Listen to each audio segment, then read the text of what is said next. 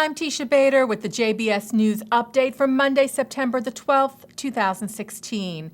Israeli Prime Minister Benjamin Netanyahu joined with Israeli and American officials yesterday to mark the 15th anniversary of the September 11th terror attacks. The Prime Minister said that Israel stood shoulder to shoulder with the American people.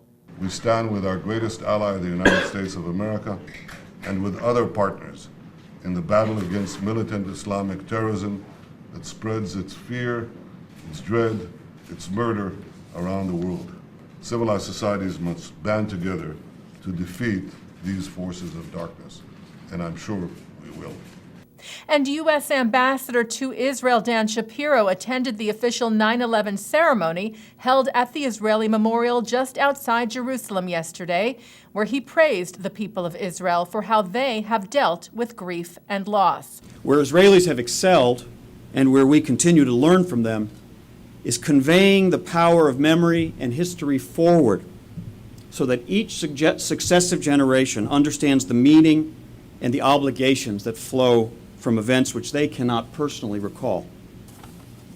Shapiro also took the opportunity to remark on the upcoming military aid package to Israel from the U.S. Shapiro said the next decade of American military support for Israel is spelled out in a memorandum of understanding our countries have been discussing in recent months. He said the new agreement with Israel will guide our military assistance until 2029 and will be the single largest military assistance package with any country in American history. The memorial ceremony yesterday in Israel was also attended by Jerusalem Mayor Nir Barkat, former Israeli ambassador to the U.S. Michael Oren, and others. Israel's 9/11 memorial was dedicated in 2009 by Karen Kayemet LeYisrael, the Jewish National Fund, and is the only memorial outside of the U.S. with all of the victims' names on it. The U.S. State Department responded to the latest video from Prime Minister Netanyahu and is said to be in, quote, direct conversation with the Israeli government about it. As we reported to you on Friday, Netanyahu released a video in English where he said that the Palestinians' precondition of no Jews living in a Palestinian state was a case of ethnic cleansing.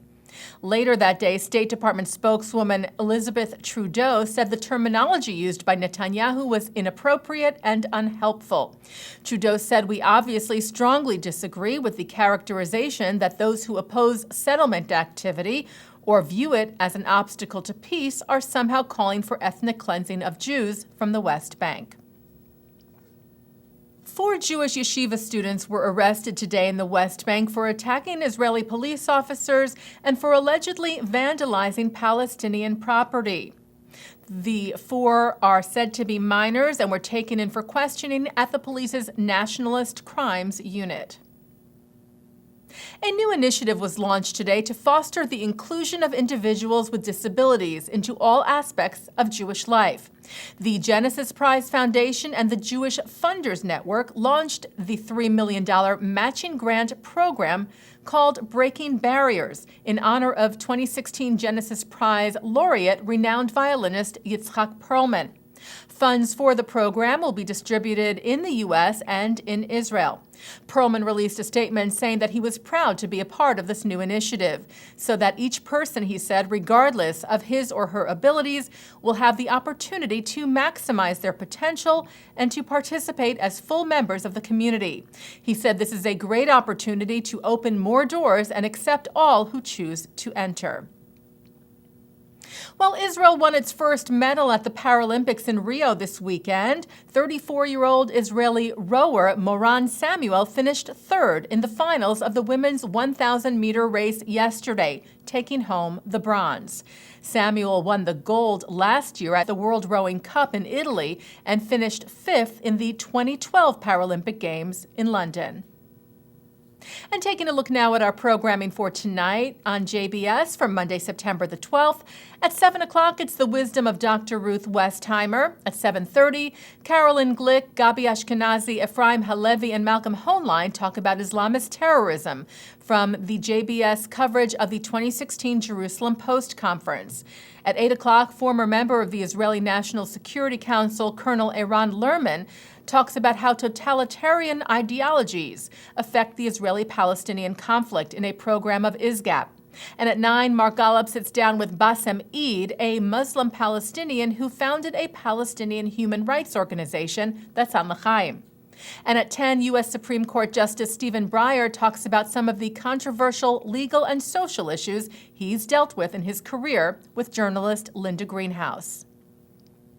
And coming up right after this newscast tonight at 6:30, Mark Golub speaks with the Chancellor of the Jewish Theological Seminary of America, Arnold Eisen, who discusses the ways the BDS movement is inherently anti-Semitic and the real dangers it poses to Jewish college students, along with his suggestions for combating it.